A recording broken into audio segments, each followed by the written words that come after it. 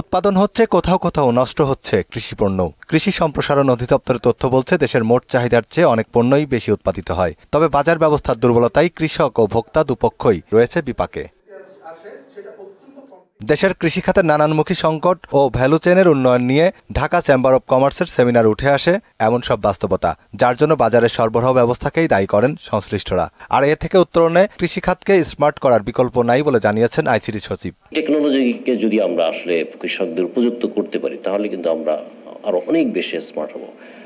আর কৃষি ক্ষেত্রটা এত বড়, এত পটেনশিয়াল, আজকে কিন্তু আমরা দেখতে পাচ্ছি যে কৃষকরা মাঠ ছেড়ে যাচ্ছেন, কিন্তু আপনাদের মতো স্মার্ট লোকজন কিন্তু আসলে আস্তে আস্তে কৃষিতে অন্তর্ভুক্ত হচ্ছেন। এইটা কিন্তু আমাদের জন্য একটা বিশাল পাওয়া।